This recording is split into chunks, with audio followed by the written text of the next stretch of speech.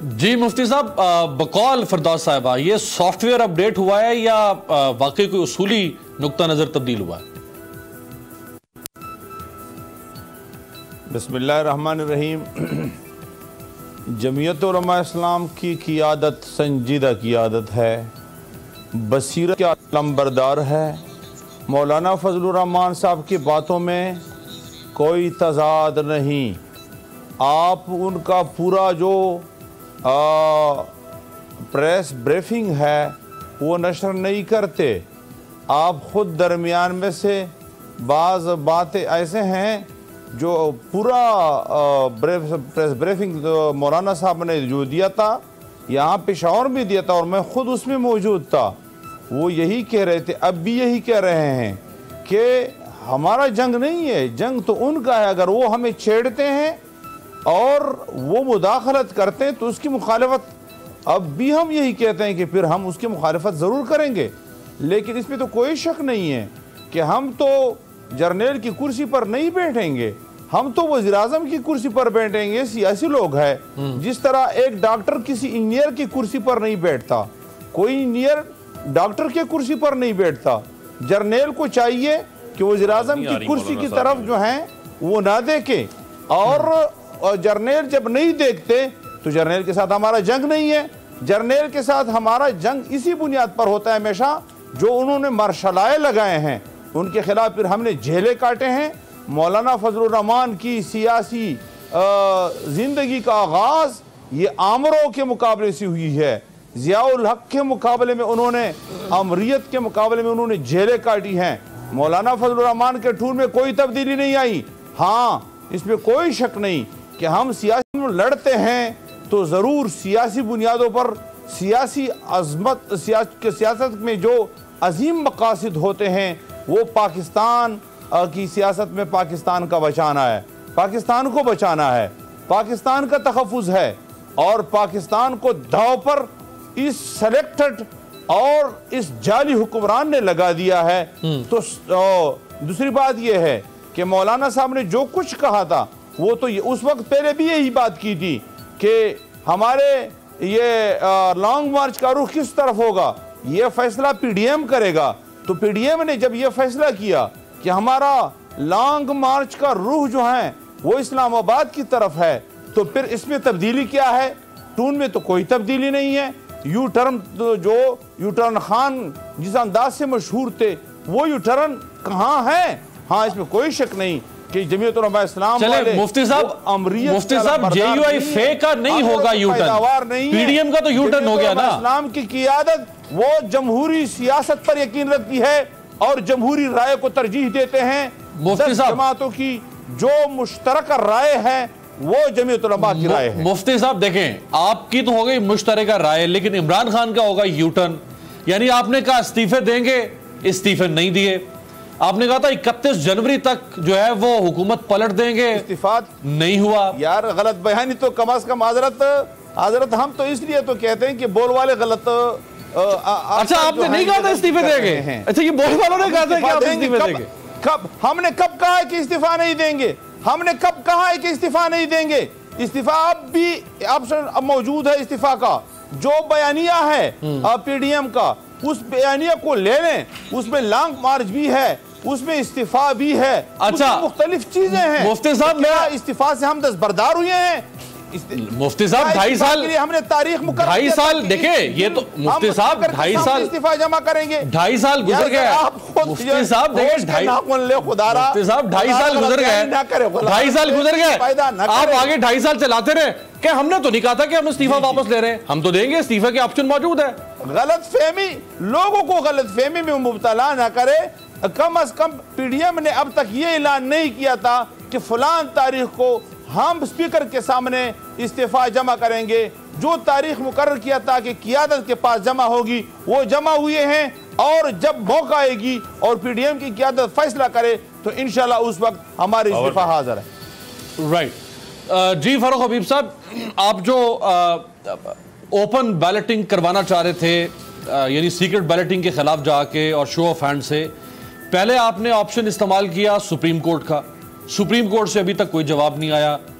आपके हक में उस तरह से, यानी जो इंटरप्रिटेशन करनी थी सुप्रीम कोर्ट ने। फिर आपने कहा कि हम कानून साजी करेंगे, कानून साजी भी होती आपको नजर नहीं आई। अब आप कह रहे हैं हम ऑर्डिनेंस लेकर आएंगे।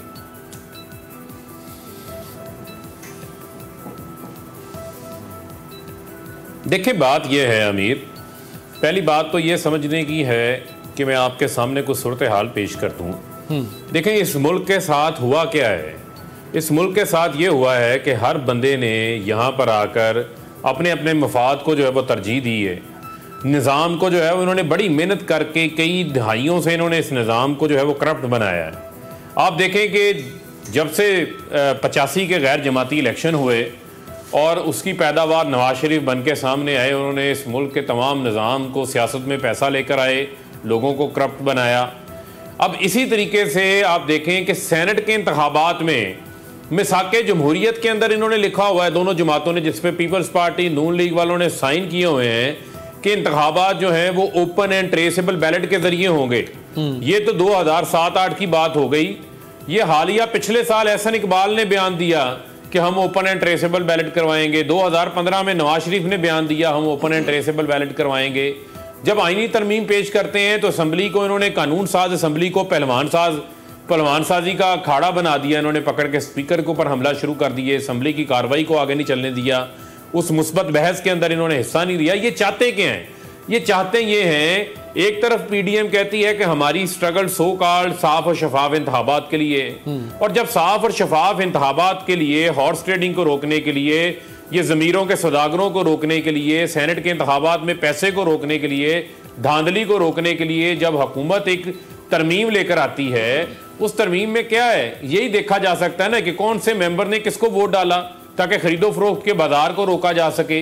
बजाय उसकी हमायत करने के इन्होंने उसकी मुखालफत शुरू कर दी, जिसमें इन्होंने खुद साबित किया कि ये इसी करप्ट निज़ाम के हामी हैं, ये उसी को परवान चढ़ाना चाहते हैं, ये वही ज़मीरों के सौदागर बनना चाहते हैं, ये उसी तरह छांगा और मांगा की सियासत को जहां पर MNAs को MPs को खरीदो फरोख्त किया गया उसी को दोहराना चाहते हैं। ये उसी IGI की तारीख को दोहराना चाहते हैं, मशहूर मेहरान बैंक स्कैंडल अफसर खान केस को दोहराना चाहते हैं, जब उन्होंने पैसे लेकर बांटे थे लोगों के अंदर। ये उसी चीज को दोहराना चाहते हैं जो उसामा बिन लादेन से $10 मिलियन लेके बीबी की हुकूमत को गिराने की कोशिश। फारूक भाई, आपने कहा कि ये जो खुफिया बैलेटिंग है उसमें चूंकि पैसा चलता है, हॉर्स ट्रेडिंग होती है, जमीरों की सौदागरी होती है, लिहाजा हम उसको खत्म करें, बहुत अच्छी बात है। लेकिन ये प्राइम मिनिस्टर इमरान खान साहब का 26 साल तक स्टांस था ना कि MNAs MPs का काम नहीं है कि उनको डेवलपमेंट फंड दिया जाए। अब आप ऐलान कर रहे हैं कि 50-50 करोड़ रुपए देंगे, तो आपने तो ओपन करप्शन या रिश्वत देना शुरू कर दी। पहले सीक्रेट रिश्वत दी जाती थी, अब ओपनली दी जाएगी।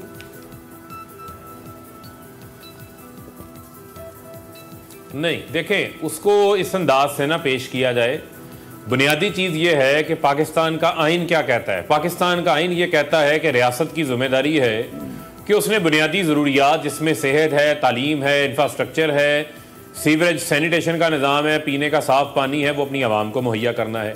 आपकी इत्तला के लिए मैं ये भी अर्ज़ करता चलूँ कि सस्टेनेबल डेवलपमेंट गोल्स 2015 UN की करारदाद है जिसका पाकिस्तान सिग्नेटरी है, और उसी करारदाद को 2016 में जब मुस्लिम लीग नवाज की हुकूमत थी हमारी कौमी असम्बली ने अडॉप्ट किया।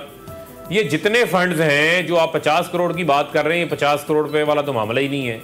ये तमाम फंड्स उसी सस्टेनेबल डेवलपमेंट गोल्स के तहत जो हैं इलाकों के अंदर तरक्याती कामों के हवाले से हैं, और ये कोई पैसा जो है वो MNAs MPs के अकाउंट्स में नहीं जाता। और आपको ये भी बताता चलूं कि ये भी वजीर आज़म इमरान खान का तोरा इम्तियाज़ है कि उन्होंने आते साथ वजीर आज़म की डिस्क्रिशनरी फंड्स को ख़त्म किया। पहले ये होता था कि वजीर आज़म मुगल बादशाह होता था, नवाज शरीफ, जरदारी साहब, गिलानी साहब आते थे, MNAs MPs उनको खुसूसी गारंटी दी जाती थी, फलाने को इतने करोड़ दो, इतने एक सवाल और, वजीर आज़म इमरान खान ने ऐसा कोई डायरेक्टिव जारी नहीं किया। बहुत अच्छी बात है। सुन लें, ये तमाम पैसा है, मैं आपको पूरा तरीकेकार बता रहा हूं, समझ लें, जरा समझ लें अमीर, समझ लें एक मिनट प्लीज, मुझे 30 सेकंड देते, बहुत जरूरी है लोगों को एजुकेट करने के हवाले से भी। ये पैसा जो है वो डिप्टी कमिश्नर्स के अकाउंट्स में जाता है, उनकी डिस्ट्रिक्ट डेवलपमेंट कमेटी बनी होती है जिसमें स्कूल्स डिपार्टमेंट, हेल्थ डिपार्टमेंट, वासा का डिपार्टमेंट तमाम अपनी तरजीहात देते हैं कि कहां कहां पर ये चीजें होनी है, वो अप्रूवल्स देते हैं।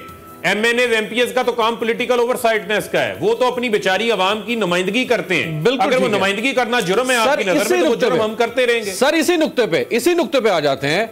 आप कह रहे हैं कि ये MNS MPS के अकाउंट्स में नहीं जाएगा, ये डिस्ट्रिक्ट DC के पास जाएगा और एक कमेटी होगी जिसके पॉलिटिशियन ओवरसाइट जिसको करेगा। तो नून लीग और पीपल्स पार्टी के जमाने में भी तो यही होता था ना। कभी भी नवाज शरीफ ने अपने MNS की जेब में 50 करोड़ नहीं डाला, या आसिफ जरदारी ने अपने MNS की जेब में पैसा नहीं डाला। उस वक्त भी ओवरसाइट ही करते थे पॉलिटिशियंस, और काम डिस्ट्रिक्ट गवर्नमेंट यानी जो अगर लोकल गवर्नमेंट है या अगर DC है वो करवाता था। नहीं, मैं आपको बताता हूं। देखें फर्क क्या था। पहला मैंने आपको डिफरेंशिएट किया, आप मेरी बात को आपने गौर से शायद सुना नहीं या आपने सवाल उसके ऊपर ले आए। पहले फंड्स जो हैं वो मिलते थे, वजीर आजम का खसूसी डिस्क्रिशनरी फंड होता था जिसको कहते थे सवाब दीदी फंड, सीक्रेट फंड्स भी होते थे। सही है। हमारे वजीर आजम ने, इमरान खान ने आते साथ सीक्रेट फंड्स भी खत्म किए, सवाब दीदी फंड्स भी खत्म किए। उसके अलावा वजीर आजम ने अपने ऑफिस के अखराजात भी खत्म किए। वजीर आजम ने कोई कैंप ऑफिस नहीं बनाया, यहाँ पर 5-5 कैंप ऑफिस थे। ठीक है, अब जरा समझ लें, फर्क समझ लें वजीर आजम इमरान खान में और इनमें। उसके बाद ये पैसा उस वक्त जाते थे, फज पेमेंट्स होती थी, कागजों में सड़क बन जाती थी, कागजों में स्कूल बन जाता, डिस्पेंसरी बन जाती थी। आज तो कोई फज पेमेंट नहीं हो रही। आज तो जो है वो 3-3, 4-4 एजेंसियां जो हैं उसकी रिपोर्टें बना रही हैं। आज तो वो काम नहीं हो रहा। तो मैं आपको कह रहा हूं कि तमाम निज़ाम ट्रांसपेरेंट है, साफ है, शफाफ है। आप हमारे साथ हमारे एरियाज के अंदर आए कि लोगों के साथ, आपको मैं सिर्फ एक मिसाल देता हूं। NA 120 का जब इलेक्शन हुआ तो मरियम साहिबा ने सिर्फ 5 अरब रुपया टीपा, जिसका काम है ट्रैफिक इंजीनियरिंग, उसके जरिए 5 अरब रुपया फज पेमेंट्स के नाम के ऊपर लोगों को करप्ट करने के लिए पैसा बांटा गया NA 120 के हल्के के अंदर, जिसके सबूत मौजूद हैं। उसके ऊपर भी इंक्वायरी हो रही है। इस किस्म की बेशुमार मसाले मौजूद हैं। अगर तो इस किस्म का कोई मामला हमारे जुम्मे है तो आप उसे सियासी रिश्वत कह दें। अगर ये सियासी ऐसा मामला नहीं है तो फिर ये लोगों को सहूलियात देना कोई सियासी रिश्वत नहीं है, ये बल्कि लोगों को फैसिलिटेट करने का मामला है। हम आवाम को फैसिलिटेट कर रहे हैं। अगर किसी के घर के आगे सीवरेज का पानी खड़ा है तो अगर वो पाइपलाइन चेंज होने से उसका इलाका साफ हो जाता है तो सफाई निस्फ में मान है। इसी तरह अगर उसको पीने का साफ पानी मिल जाता है जो आलूदा होकर आ रहा था, पुरानी बोसीदा लाइंस हैं, तो काम उसका ठीक हो गया। अगर किसी स्कूल के अंदर चंद कमरे बन जाते हैं, बच्चे ओपन छत पे बैठते थे, तो ये किसका फायदा हुआ? आवाम का फायदा हुआ। सब्सक्राइब करें और बेल दबाएं ताकि कोई खबर रह न जाए।